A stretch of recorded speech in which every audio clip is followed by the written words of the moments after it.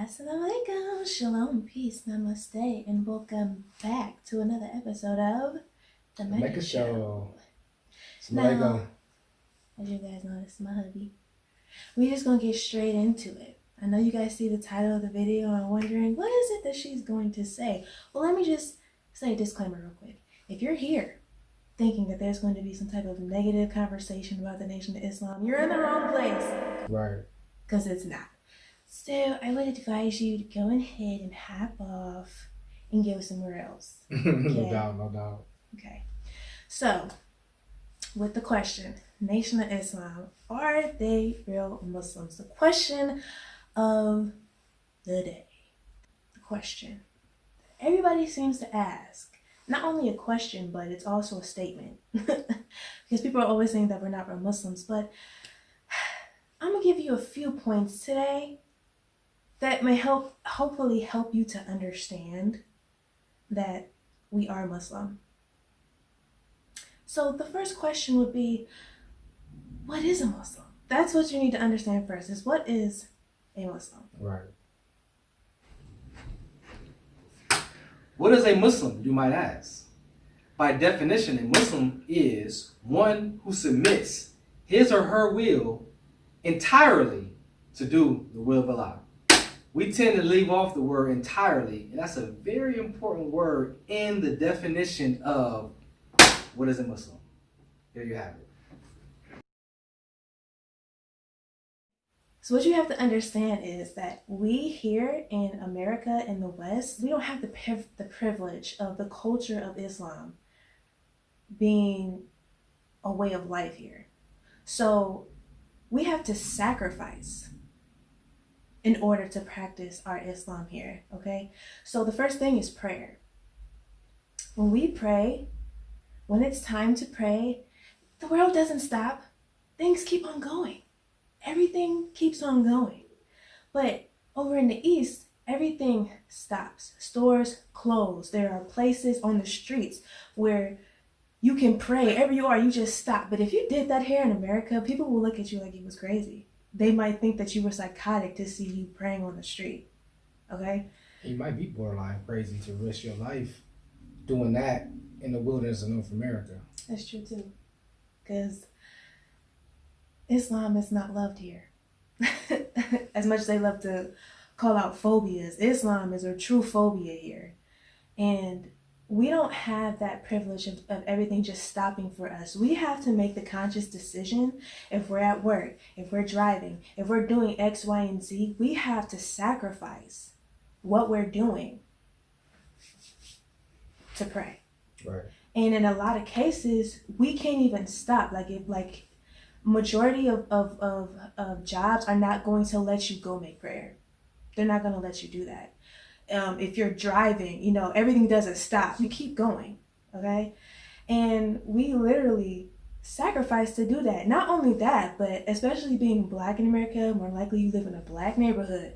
So you getting ready to pray and you hearing Nicki Minaj going down the street. You hearing people fighting down the street. You hearing somebody yelling in front of your house. You can't even have peace of mind because, again, the world does not stop for us. Mm-hmm. Somebody ride by with some bass in their car, beating. Yeah. you trying to make a raka and you hearing the F-bomb being dropped 20 times in 2 minutes. So, you have to understand that it's different here. That's number one, is prayer. Second is the dress, okay? Again, in the East, it is normal to cover yourself. In the East, it is normal to lower the hem of your garment, to wear a scarf over your head, to cover your body. It is not normal here, okay? We live in the heart of Satan. America is the heart of Satan. Satan deceived the whole world, but America is the heart, right? So we literally are going against the grain when we choose to cover ourselves. We are doing it to please Allah. We are striving to submit our will, because our will may not be to cover. You know, it could be 80, 90 degrees outside and we wearing something like this. Not only are we wearing something like this, but you got to think about the undergarments. You got to think about, you know, you got on pants, you got on girdle, you got on underpants, not underwear, but you have on pants under your pants. A slip or whatever you want to call it under your pants. You got on a girdle, you got on a camisole. You have all these different layers, not just a long dress, but you have layers on, okay?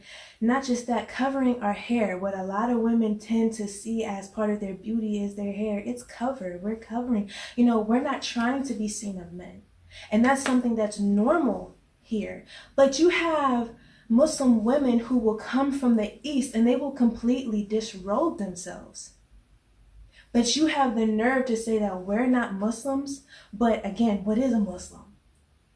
Can you not see that we're striving to submit our will to Allah? Again, you have to understand that majority of us here didn't grow up in Islam.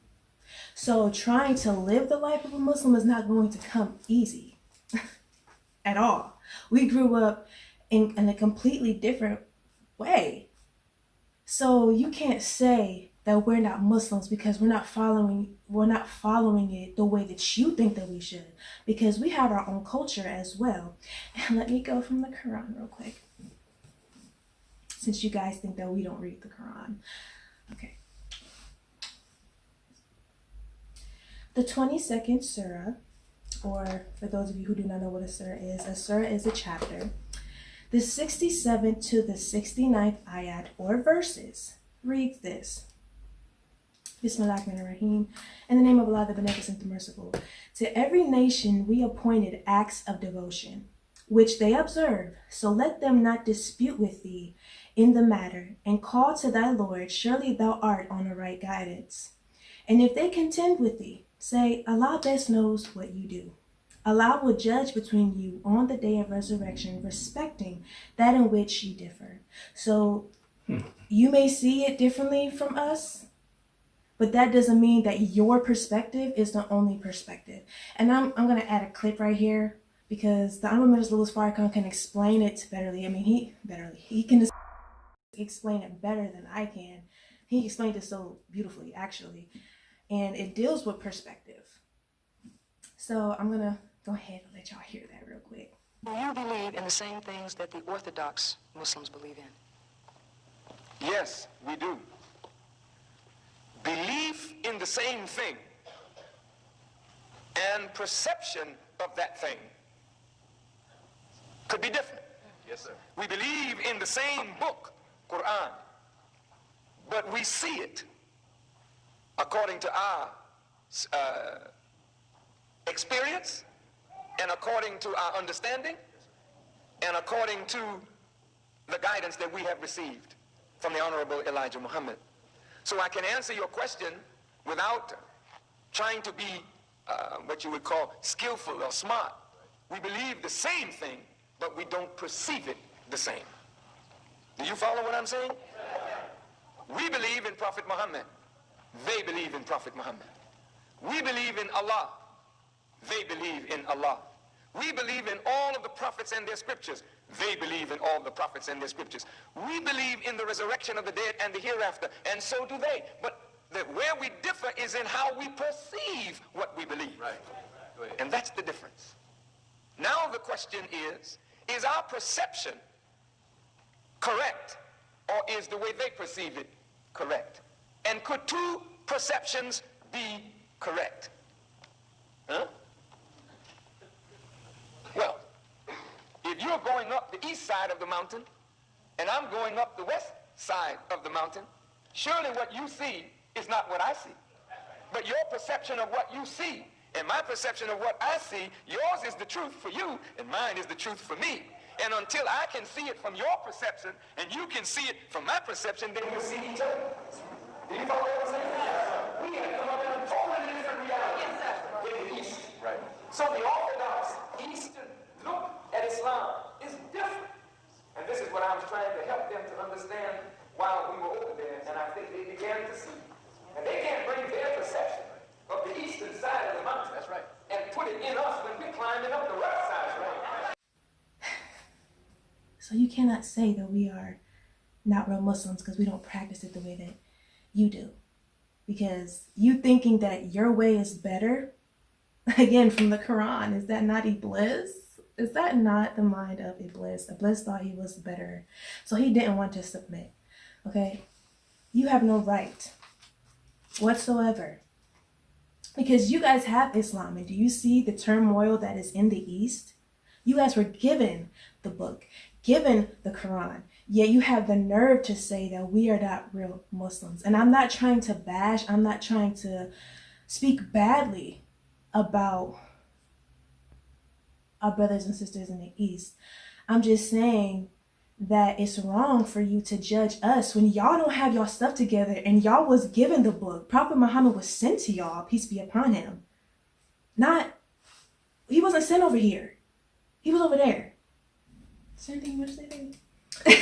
I've just been talking. I'm waiting for you to interject. Well, it's your show. I'm featured in the show. I'll let you do your thing. Well, you got something you want to say? Just briefly. Had to write it down because we talked to write it down so we don't forget. And so, I know you talked about, what is a Muslim? And a Muslim is one who submits his or her will entirely to do the will of Allah. So the next question somebody might ask is, well, what is God's will? Right? That's a good question. And so that's a whole nother question we could put a whole show on. But suffice to say, it's obedience to him, obedience to his word. That's it. If you want to give the short version. Also, Prophet Muhammad, peace and blessings be upon him, said that 3 generations after him, his people would not be of him. So we got to stop with the judging of each other. We have our way of devotion. We have our way of devotion. And if you go to Japan, there's Muslims over there. They have their way of devotion. You go to China, you go to Italy, wherever you go all around the world, people have their way of devotion.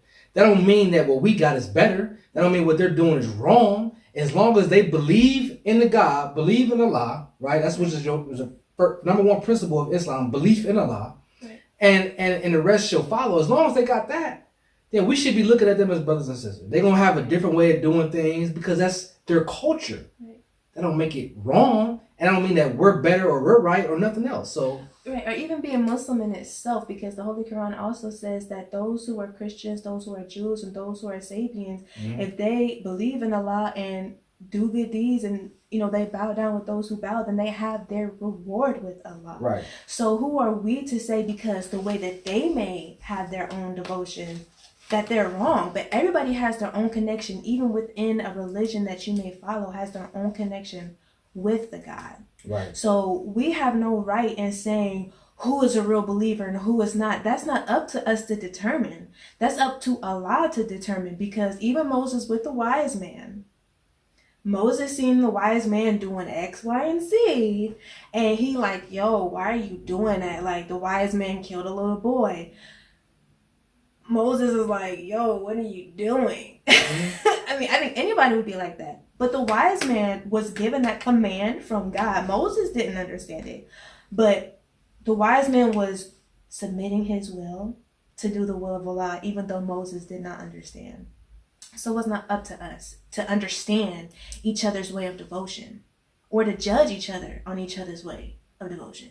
And so, I just find it interesting that, because if the Quran was revealed to Prophet Muhammad, peace and blessings be upon him, and it was, and the Muslims that was the Muslims from the East that was over here who seen us in the condition that we was in prior to 1930 didn't try to give us Islam, right, at all. And so you seen the condition that our people was in the hood. You had merchants and stores set up, and you seen us knocked over our head, being other than ourselves. You didn't try to bring Islam to us. You didn't bring the Quran to us and say, well, this was given to our people at this time to help raise us up out of a state of Jahiliyyah that you were in, But as soon as the most honorable Elijah Muhammad comes, who was taught by God, let's be honest, right? As soon as he comes and he gives us what he gave us, which is in prophecy, by the way.